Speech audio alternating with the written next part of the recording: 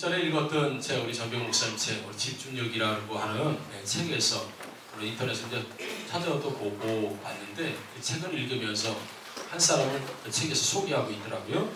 일본의 경영인으로서 유명한 사람이 있습니다. 그 마시다 전기의 고노스케라고 하는 회장, 3월 달에도 우리 매스컴을 통해 시민시장을 통해서도 이렇게 소개가 된 바 있는데요. 그는 많이 배우지 못한 사람입니다. 그래서 우리나라에서 여러분들이 익숙한 이름이 있습니다. 파나소닉이라고 하는 회사의 이제 창업주 어떤 CEO이기도 한 사람인데요. 그 사람이 경영학에서 굉장히 큰 영향을 많이 미치는 사람이라고 한답니다. 그래서 마지막 신입사원을 뽑을 때 1차, 2차, 3차 이렇게 있을 때 마지막 신입사원을 뽑을 때 이 고노스케 회장이 직접 면접을 본다고 합니다. 그 회사는. 그래서 그 신입사원들을 불러놓고 모아놓고 이런 질문을 합니다. 당신이 여기에 1차, 2차, 3차 통과를 해서 여기까지 왔는데 어떻습니까? 여기까지 오는데 당신이 많은 준비를 해서 여기까지 온 것입니까? 스펙도 쌓고 노력도 하고 많은 준비를 해서 여기까지 온 것입니까? 아니면 운이 좋아서입니까? 이렇게 질문을 한다고 합니다. 그럴 때 많은 사람들이 대부분은 저는 이 회사에 들어오기 위해서 이렇게 노력했고 저렇게 노력했고 이런 스펙을 쌓고 나는 이런 능력과 이런 힘을 가지고 있습니다 라고 이야기하는 사람은 다 떨어뜨렸다고 해요. 그리고 솔직히 말씀드려서 저는 운이 좋았습니다. 어떻게 진짜 이렇게 된 건 진짜 전 과분한 겁니다. 운이 좋아서 그렇습니다 라고 하는 사원을 뽑았다고 합니다. 그래서 신문에서 기자들이 왜 회장님 그렇게 질문을 해서 운이 좋았다고 하는 사람을 뽑습니까? 라고 하면 아마도 여러분들이 예상을 하실 겁니다. 자기가 실력이 있다고 생각해서 이 회사에 들어온 사람은 반드시 대가를 요구합니다. 나는 실력이 좋기 때문에 나는 이 회사에 이런 노력을 해서 들어왔기 때문에 나는 정당한 이런 대우를 받아야 되고 대가를 받아야 되기 때문에 그래서 대부분 그렇게 들어오는 신입사원들은 회사에 원망과 불평을 많이 합니다. 불만 세력이 됩니다. 그렇지만 운이 좋아서 왔습니다라고 하는 사람은 자기 자신의 부족함을 알기 때문에 오히려 더 열심히 일하고 회사에 따르는 여러 가지 대해서 은혜를 알고 회사를 위해서 더 충성하고 더 개발하고 더 열심히 하는 걸 보아왔습니다. 그래서 나는 그 많은 실력을 가지고 들어왔습니다라고 하는 사람은 자기는 뽑지 않고 나는 재수가 좋아서 들어왔습니다. 나는 운이 좋아서 왔습니다. 이런 사람을 뽑는다라고 하는데 상당히 일리가 있는 얘기죠. 이 사람이 예수 믿지 않는 사람이기 때문에 운이 좋아서 이 회사에 들어왔습니다라고 하는 사람을 뽑았지만 우리식으로 얘기하면 은혜를 아는 사람을 뽑았다는 얘기죠. 은혜를 아는 사람, 내가 이걸 잘해서 내가 워낙 실력이 좋아서 내가 워낙 준비를 많이 해서 다른 사람들보다 한 단계 위에라 나는 당연히 이런 곳에서 이런 대우를 받고 이런 모습이어야 된다고 생각하는 사람보다 하나님 나는 비천하고 낮고 천한 사람인데 나 같은 사람을 회장을 시키고 목사를 시키고 선교사를 시키고 나를 통해서 하나님의 역사를 이루게 하시니 이 은혜를 어찌 감당할 수 있습니까? 라고 하는 그 은혜를 아는 사람이 여러분 진짜 성도 아니겠습니까? 교회 안에서도 마찬가지라는 겁니다. 마땅히 내가 구원받아야 될 사람으로 마땅히 내가 대우받아야 될 사람으로 생각하는 사람과 그런 대우를 나는 받지 않아야 될 사람임에도 불구하고 하나님 베풀어 주신 것에 대해서 은혜를 아는 사람이 정말 성도 아니겠습니까? 여러분? 이 고노스케 회장이 그렇게 이야기한 것처럼 성경도 우리에게 그것을 요구하고 말씀하고 있습니다. 젊은 사람들이 재테크에 많이 열심히 노력합니다. 열심히 돈을 벌어놔야 된다는 왜요? 노후에 고생하지 않으려면. 우리 어르신들 어디 노후 대책 잘 세워놓으셨습니까? 걱정하지 마십시오. 교회가 다 세우고 있으니까. 노인들 연세 드신 분들 보면 오로지 노후 대책이야. 이거 노인 건강하게 100세 시대라는데 어떻게 100세까지 건강하게 살 것인가? 돈도 없고 준비된 것도 없는데 아주 아주 걱정이 많습니다. 왜 그렇습니까, 여러분? 왜 부모님들의 주름살이 늘어나고 왜 노후를 걱정이 됩니까? 자식들이 부모의 은혜를 잊어버렸기 때문에 그래요. 부모를 모시려고 하지 않습니다. 부모에게 돈을 드리려고 하지 않습니다. 부모를 학대합니다. 돌보지 않습니다. 전혀 신경 쓰지 않습니다. 왜냐하면 부모의 은혜를 잊었기 때문에 그래요. 그러나 부모의 은혜를 아는 가정이 부모가 살 것 때문에 걱정합니까? 자녀들이 있는데 말입니다. 이것은 바로 자녀가 부모에게 갖는 은혜를 잃어버린 가정에서 나타나는 하나의 현상일 수도 있죠. 학교는 어떻습니까? 선생님이 뭔가 손만 들면 휴대폰 나갔다 찍죠. 동영상에 올립니다. 이제는 애들 무서워서 선생님들이 뭘 어떻게 못하겠다고요. 왜요? 스승의 은혜가 무너졌기 때문에 그렇습니다. 스승의 은혜가 없어졌기 때문에 그래요. 당신은 돈 받고 가르치는 사람 아니냐? 그러니 당신 할 일만 하라 라고 하는 사고방식을 아이들이 갖고 있기 때문에, 그런 생각을 가지고 있기 때문에 스승의 은혜 이거 없어진 지 오래입니다. 선생님 보고 욕하고 선생님한테 나무라고 따지고 고발하고, 왜요? 스승의 은혜를 생각하는 학교 현장이 없기 때문에. 그래서 어디든지 은혜가 무너진 곳에는 문제가 생깁니다. 가정에도 은혜가 무너진 곳에는 문제가 생기고요. 학교에도 은혜가 무너진 곳에는 문제가 생깁니다. 교회도 마찬가지입니다. 은혜, 하나님의 은혜가 아니고서는 나는 살 수 없는 것, 하나님 맡겨주신 이 모든 것이 은혜라고 믿고 겸손한 자들이 많은 교회는 건강하고 정말 은혜가 넘치지만, 나 같은 사람이 이 교회 다녀주는 것, 나 같은 사람이 여기에 어울리지 않고 나는 더 괜찮은 사람이라고 생각하는 사람들이 많은 교회는 날마다 분쟁이 일어납니다. 날마다 지적합니다. 날마다 쉽게 막 깝니다. 이거 잘못됐다, 저거 잘못됐다, 이거 비판하고 저거 비판하고. 왜요? 나는 최소한 그런 사람이 아니라고 생각하기 때문에 그래요. 저 사람을 비판하는 건 뭐예요? 나는 저 사람이 아니라는 거지. 왜 신앙생활 저렇게 해라고 얘기하는 건 나는 최소한 저렇게 신앙생활 안 한다는 거예요. 이게 뭐예요? 이게 겸손입니까? 이건 교만입니다. 그래서 은혜를 모르는 사람들이 많은 곳에는 늘 비판이 있습니다. 늘 정죄가 있어요. 늘 잘못을 지적해냅니다. 왜요? 나는 그거보다 나으니까, 나는 저 사람보다 괜찮으니까. 이게 은혜를 모르는 사람들이 모인 곳의 공통점이에요. 여러분, 은혜를 체험하신 여러분, 모든 것들을 은혜로 받아들이시고 은혜로 푸시고 베푸시는 저와 여러분들 되기를 주의 이름으로 축원합니다. 아멘. 본문을 보게 되면 룻기는 당연히 룻이 주인공이죠. 나오미가 모압으로 갔다가 다 남편도 죽고 자식도 다 죽고 이제 며느리 둘 룻과 오르바를 데리고 오다가, 야 너희들 생가고 만들기 싫다, 그러니 너희들 땅 모압으로 다시 돌아가라고 이야기를 할 때 오르바는 돌아가고 룻은 어머니 나오미를 따라오게 되죠. 그리고 그래서 우여곡절 끝에 베들레헴으로 돌아왔습니다. 돌아오고 나는데 문제가 생겼습니다. 왜? 당장이 먹고 살 게 없는 거예요.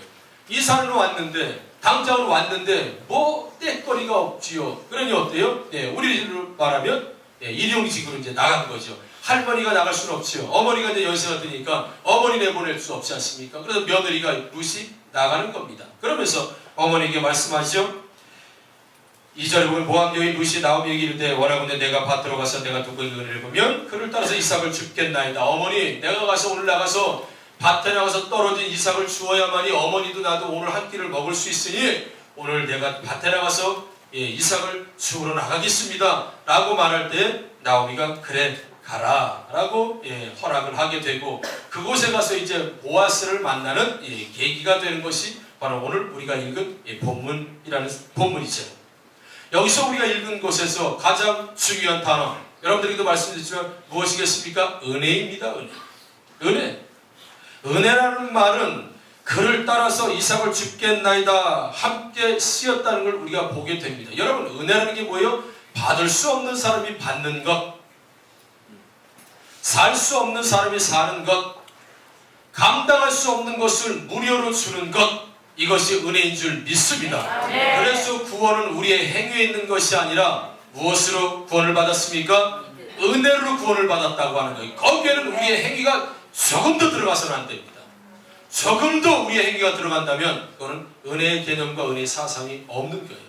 우리는 오로지 은혜로, 오로지 죽을 수밖에 없는 우리, 그래도 여전히 나는 더 괜찮은 사람이라고 생각할지 몰라요.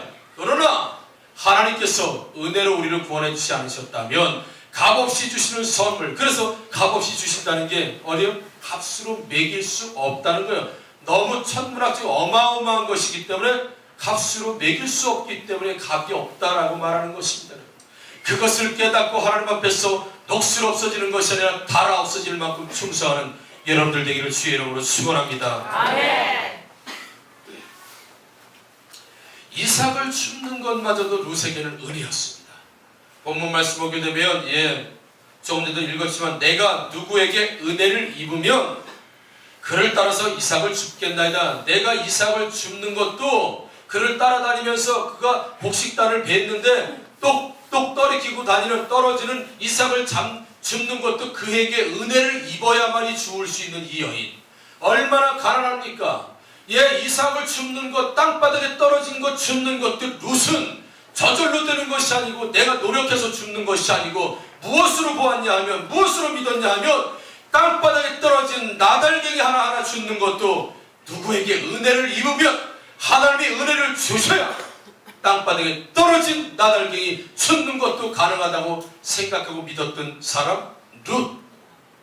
여러분, 땅바닥에 떨어진 거 창피해서 어디 가겠습니까? 누구 뒷고문이 따라다니면서 그거 줍는 게 무슨 은혜입니까? 아이고 나 이놈의 인생 말이야, 지지리도 복도 없지, 매일 이런 거 주스러 나오고, 아이고 나 말이야, 서방복 없는 사람은 뭐 어쩌고저쩌고 하면서 주스면서 불평불만 많이 했을 것입니다. 인생을 합대했을 것입니다. 자기 자신을 저주했을지 몰라. 그런데 룻은 이삭을 줍는 것마저도 은혜를 받아야만이, 은혜를 입어야만이 내가 이삭을 주실 수 있다고 말하는 이 여인. 이 사람이 진짜 은혜를 안 사람이에요. 아멘. 작은 것 하나 별것 아니라고 생각하고 그냥 지나갈 수 있지만 은혜요, 은혜. 하나님이 허락하지 않으면 그 모든 것들도 일어나지 않는 줄 믿습니다. 살면서 은혜, 여러분 찾으려면 얼마나 찾을 수 있지 않습니까? 다 은혜. 모두가 다 은혜예요. 은혜요. 10절을 보게 되면, 여러분 한번 성경을 보십시오. 10절에 보게 되면 나는 이방 여인이거늘 당신이 어째 내게 은혜를 베푸시며 나를 돌보시나이까? 라는 말씀이 있고, 10절에 보면 13절에 보면 내가 당신께 은혜 입기를 원하나이다. 나는 당신이 하는 중에 하나와도 같이 못하오나 당신이 이 한을 위로하시고 마음을 기쁘게 하는 말씀을 하셨나이다 라고 되어 있습니다. 그래서 이 룻은 말할 때마다 은혜를 넣었어요. 은혜. 이삭을 줍는 것도 은혜. 이방 여인인데 나에게 당신이 호의를 베푸는 것도 하나님이 나에게 베푸시는 은혜. 하녀만도 못한 나에게 기쁨을 주시는 것도 하나님의 은혜. 룻은 모든 것들을 하나님의 은혜로 고백하고 있는 이 모습을 봐요. 2013년도에 여러분 은혜로 사신 줄 믿습니다. 그래서 오늘 제목이 은혜해. 2014년도에도 여러분들에게 베풀어질 은혜가 넘치게 될 뿐만 아니라 그 은혜를 실감하며 느끼며 사는 한 해가 되기를 다시 한번 주의 이름으로 축원합니다. 여러분, 룻은 은혜라고 말할 때 항상 자신의 모습과 견주어서 같이 이야기하고 있는 걸 보게 됩니다. 조금 전에도 말씀드렸지만 자신은 이방 여인이다, 자신은 하녀 중에 하나만도 못하다라고 하면서 은혜를 이야기하고 있다는 거예요. 얼마나 여러분 겸손합니까? 얼마나 겸손해요. 창피하지 않고요, 내가 지질이 못나서 이렇게 생각하지 않고 말입니다. 이것이 은혜를 아는 사람이에요. 은혜를 아는 사람은 누군가의 보살핌이 필요하다고 믿는 사람입니다. 누군가의 도움이 아니면 안 된다고 믿는 사람입니다. 하나님이 함께하지 아니면 나는 한시라도 살 수 없다고 느끼는 사람인 줄 믿습니다. 여러분, 나의 나다는 것이 다 하나님의 은혜라고 고백하는 사도 바울처럼 아이가 10달 동안 내 뱃속에서 건강히 있는 것 하나님의 은혜인 줄 믿습니다. 남들 다 그렇게 됐다고 내가 됩니까? 아니라는 것입니다. 어제 보았던 자녀가 오늘도 보는 것이 마땅하고 당연한 겁니까? 다 하나님의 은혜예요. 여러분, 어디 은혜를 아는 사람이 원망과 불평이 나옵니까? 하나님 고작 나에게 연봉이 5천이 뭡니까? 라고 이렇게 불평이 나와요? 그래 나옵니까? 아니에요. 은혜를 아는 사람은요, 나달갱이 하나 주는 것도 은혜라고 생각하고 고마워합니다. 감사해요. 감사. 그렇다면 룻이 말하는 이 은혜는 누구를 통해서 왔고 또 누구를 통해서 이루어졌을까요? 우리 성경 1장 6절을 보게 되면 1장 6절 한번 우리 성경 같이 보겠습니다. 1장 6절 보게 되면 그 여인이 모압 지방에서 여호와께서 자기 백성을 돌보시사 그들에게 양식을 주셨다함을 듣고 라고 여기까지만. 나오미에게 하나님께서 하신 말씀이고 나오미만 들은 말씀이겠지만 이 룻은 나오미의 며느리입니다. 이미 시어머니 나오미를 따를 때 이미 나오미 시어머니를 통해서 하나님을 알았습니다. 맞습니까? 알았습니다. 그는 모압의 신을 버리고 개종한 겁니다. 나오미의 집에 와서 이 엘레멜렉 집에 와서 하나님을 믿는 여호와의 신앙으로 개종을 한 거예요. 그래서 어머니를 통해서 들었어요. 하나님이 이런 분이란다. 하나님은 저런 분이란다. 아 그렇군요. 하나님에 대해서 배웠습니다. 그런데 자신의 고향 베들레헴에서 하나님께서 하나님의 백성을 돌보셨다는 얘기, 다시 흉년에서 풍년으로 주시고 먹을 양식을 주셨다는 것을 나오미만 들은 것이 아니라 룻도 들었다는 것이죠. 그래서 나오미를 통하여서 하나님을 배웠던 룻, 나오미를 통해서 하나님을 알았던 룻, 나오미를 통해서 하나님 백성들에게 은혜를 베푸시는 하나님을 배우고 알았던 룻 말입니다. 그래서 여러분, 은혜는 사람을 통해서 오는 줄 믿습니다. 아멘. 하늘에서 뚝이 아니라 대부분의 은혜는 사람을 통해서 옵니다. 아멘. 사람을 통해서 축복이 옵니다. 사람을 통해서 은혜가 온다는 사실이죠. 1장 16절에 우리 보게 되면 1장 16절도 한번 봅니다. 1장 16절. 왜냐하면 룻이 이르되 내게 어머니를 떠나며 어머니를 따르지 말고 돌아가라 강건하지 마옵소서. 어머니께서 가시는 곳에 나도가 어머니께서 머무시는 곳에서 나도 머물겠나이다. 어머니 백성이 누구 백성이? 나의 백성이 되고 어머니의 하나님이 나의 하나님이 되시나니. 아멘. 어머니의 하나님이 어떤 하나님입니까? 하나님의 백성을 돌보시는 하나님이라고 우리 조금 전에 읽었지 않습니까? 1장 우리 6절에서 여호와께서 자기의 백성들을 돌보셨다는 얘기를 들은 룻은 어머니의 하나님이 나의 하나님일 것입니다. 내가 어머니와 함께 빈털터리로 그곳으로 간다 하더라도 하나님께서는 이 백성, 나도 이제 하나님 백성이 되었으니 나에게도 은혜를 베푸실 것이기 때문에, 그 은혜를 체험할 것이기 때문에 나는 두려워하지 않습니다. 왜요? 하나님께서 이미 내가 모압에서 들어보니 하나님은 하나님의 백성들을 먹이고 입히고 은혜를 베푸신다는 것을 내가 배웠고 알았기 때문에 오면서 어머니에게 배웠던 그 신앙, 어머니를 통해서 그 알았던 하나님을 지금 고백하고 있는 모습을 보게 됩니다. 2장 2절 볼까요? 2장 2절 한번 같이 읽어볼까요? 2장 2절 2장 2절 뒤에 조금 전에 읽었지만 내가 누구에게 은혜를 입으면 이라고 되어 있습니다. 내가 누구에게 은혜를 입으면, 하나님께서 은혜를 주시면이라고 말하기도 했지만 내가 누구에게 은혜를 입으면 누구를 하나님이 돌보시는 분이시기 때문에 내가 밭에 나가면 누구를 만나게 될 겁니다. 누구가 누구의 사람이에요. 근데 그게 누군지 몰라요. 룻은 아직 누군지 모릅니다. 그러나 하나님께서 준비하신 사람이 있을 겁니다. 이상을 베는 사람이 있을 것입니다. 그것이 누구이든 그를 통해서 내가 은혜를 입게 될 것입니다 라고 하는 이 룻의 고백을 보게 되면 여러분, 사람을 통해서 은혜가 오는 줄 믿습니다. 2장 10절 볼게요. 그냥 제가 읽은 룻이 엎드려 얼굴을 땅에 대고 절하며 그에게 이르되, 누구의? 보아스에게 이르되, 보아스를 통해서 자기에게 은혜가 오음을 지금 고백하고 있고요. 2장 13절에 보게 되면 당신이 이 하늘을 위로하시고 마음을 기쁘게 하시는 말씀을 하셨나이다. 하나님의 은혜가 보아스를 통해서 오고 있는 것, 당신을 통해서, 그를 통해서, 사람을 통해서 지금 하나님이 은혜가 임하고 있는 고백을 지금 룻이 하고 있다는 사실이, 하나님이 주시지 않으면 받을 수 있는 사람이 없는 거예요. 그래서 2014년도에는 여러분, 주의 종을 소중히 여기고 남편과 아내를 소중히 여기고 내 옆에 있는 이 지치들을 소중히 여기고 그들을 통해서 은혜가 임하고 그들을 통해서 축복이 임하고 통로가 되는 줄 믿습니다. 그래서 올해는 저도 성도 한 사람 한 사람을 위해서 기도할 뿐만 아니라 한 사람 한 사람을 소중히 여기게 되겠다. 더 소중히 여기게 되겠다.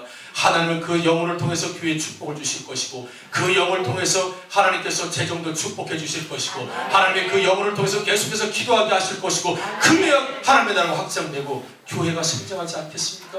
그래야 하나님께서 기뻐하지 않겠습니까? 그래서 저 또한 은혜를 아는 사람은 나의 나든 이 자리에 선 것이 나의 실력과 어떤 열정 이런 것이 아니라 정말 설 수 없는 사람이지만 하나님의 은혜를 알고 사람과 사람을 만남을 통해서 은혜를 체험하게 하고 받게 하셨다는 것을 2014년도에는 더 깊이 각인하려고 합니다. 여러분들도 사람을 통해서 모든 축복이 온다는 사실을 기억하시고 다 주변 사람들 소중하게 여기시고 은혜와 축복의 통로가 되는 사람으로 아시고 많이 사랑하시는 저와 여러분들 되기를 주의 이름으로 축원합니다. 자, 이렇게 얘기하면 끝나는 줄 알았죠? 조금 더 하겠습니다.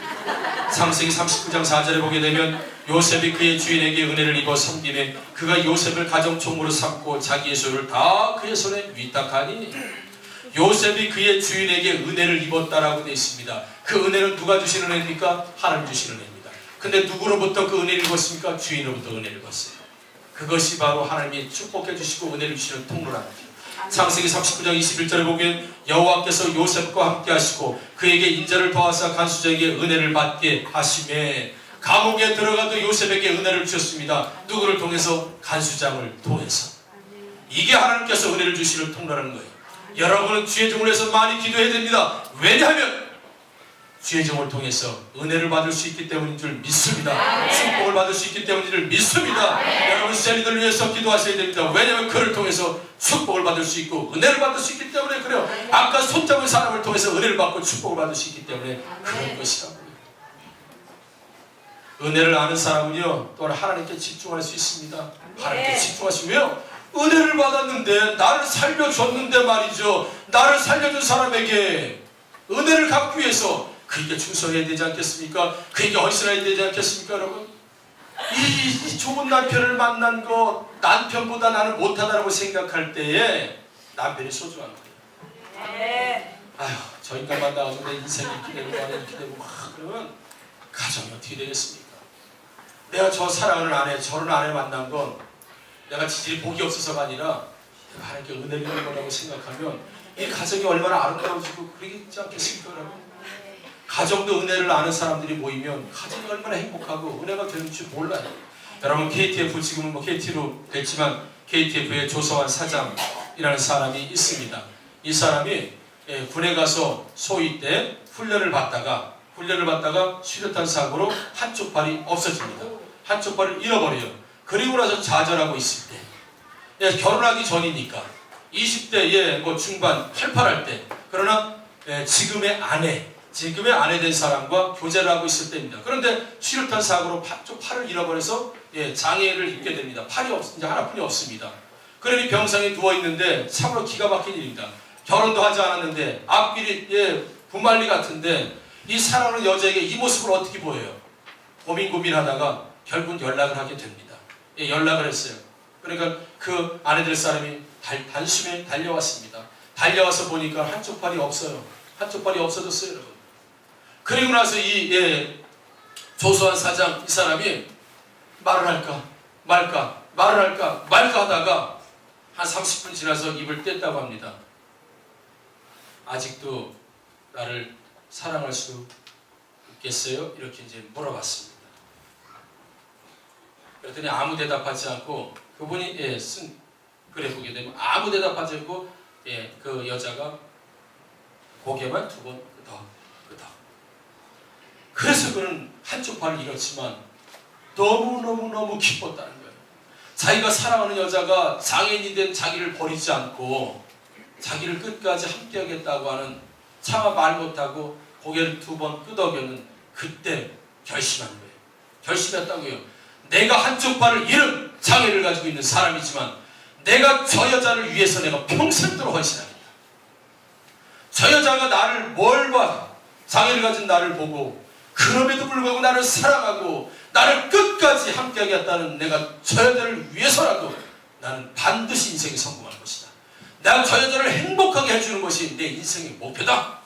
그때 결심하고 그는 영문학과로 바꾸고 영어 공부를 열심히 합니다. 한쪽 발 없지만. 그래서 처음으로 들어간 회사가 애경입니다. 애경 회사에 들어가게 됩니다. 신입사원으로 팔 없는 상태에서. 그럴 때 많은 면접관들이 이야기하죠. 팔 없이 일하겠어요? 팔 없이 일하겠어요? 이거 얼마나 자존심 상하겠습니까? 팔 없이 뭐 일하겠습니까? 저는 팔로 하는 일은 잘 못하지만 머리로 하는 일은 잘합니다. 라고 하면서 막 얘기하니까 옆에 있던 여자 면접관이 지금 당신이 했던 얘기를 영어로 한번 해보세요. 영어를 미리 배우는 영어로 했습니다. 미술을 줬죠. 그게 애경 회장이었다고 합니다. 그래서 첫 직장을 애경에 들어갑니다. 그래서 여러분들이 잘 아는 하나로 샴푸, 린스, 트리트먼트, 뭐 이런 거 하나로 샴푸 그분이 만들어낸 거. 그리고 2080 치약. 오늘도 가서 보니까 2080 있더라고요. 아니 더 제가 준비하다 보니까 더 새로워지더라고요. 그래서 주겸은 버리고 20치약 계속 쓰기로 했어요. 와, 이 사람 대단한 사람. 2080, 2080 치약. 그리고 그 애경에서 승승장구합니다. 그의 실력이 인정받아서 KT에 가게 되죠. 그리고 쇼, 드라마, 나 이런 이 통신 체제를 개발하게 되죠. 왠지 아십니까? 왜 그가 나중에 인터뷰를 하고 책을 쓰고 말하면서 이를 악물고 자기는 나는 이 여자에게 은혜를 입었기 때문에 나를 버리고 가도 난 할 말이 없는데 이 여자에게 은혜를 입었기 때문에 왜냐하면 그의 아내의 아버지 즉 장인이 병원까지 쫓아와서 이런 미친 욕하면서 딸을 붙잡고 끌고 갑니다. 아빠 안 가요 따라와. 어느 부모가 여러분 이해가 되지 않습니까? 딸이 한쪽 팔이 없어진 젊은이와 결혼한 데는 누가 인정하겠습니까? 라고 할 때 그 아내가 되는 지금 그 딸이 이런 얘기를 했다고요. 아빠, 만약에 아빠가 한쪽 발을 잃었을 때 엄마가 어떻게 해주길 원하세요? 엄마가 아빠 곁을 떠나는 걸 원하세요? 아니면 지켜주는 걸 원하세요? 아빠가 씩씩대고 그냥 갔다 오면 할 말이 없었어요. 그렇죠? 그 모습을 보고 이 조소한 사장은 내가 평생 이 여자를 위해서 내가 반드시 성공할 것이다. 왜요? 은혜를 받았다고 생각하는 거예요. 버림을 받아도 마땅한데 이 여자가 나를 은혜를 베풀었다는 거예요. 그래서 거기에 집중하게 됐습니다. 뭐요? 이 여자 행복해지는 데 집중하게 된 거예요. 모든 사업을 하고 모든 걸 하는데 이 여자 행복하게 해주기로 집중한 거예요. 여러분, 은혜를 아는 사람은 집중력이 생깁니다. 믿습니까 여러분? 하나님의 은혜를 아는 사람은 하나님에게 집중할 수 있다고요. 왜? 은혜를 주셨기 때문에, 은혜 때문에 살았기 때문에, 받을 수 없는데 주셨기 때문에 그분의 은혜 말이죠.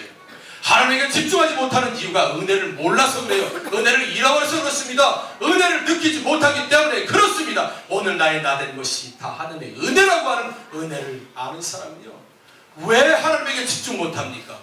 왜 하나님의 예배에 집중 못합니까? 왜 주님 앞에 충성하지 못합니까? 은혜를 몰라서 그래요. 내가 조금 해주면 해주는 것처럼 느껴서 그래요. 은혜를 실감하지 못하기 때문에 그렇습니다. 여러분, 꼭 기억하십시오. 은혜를 아는 사람은 은혜를 베푼 그에게 집중할 수 있다는 것. 여러분이 평생에 은혜로 알고 살 만큼 어려운 시절에 만약에 여러분을 도와준 사람이 있다면 그 평생도록 여러분들이 은혜를 갚기 위해서 애를 쓰고 노력할 것입니다. 하나님의 은혜가 그렇게 큰데, 구원해 주시고 우리에게 은혜를 베푸신 게 큰데 우리는 돈을 언제 돌리고 살 것입니까?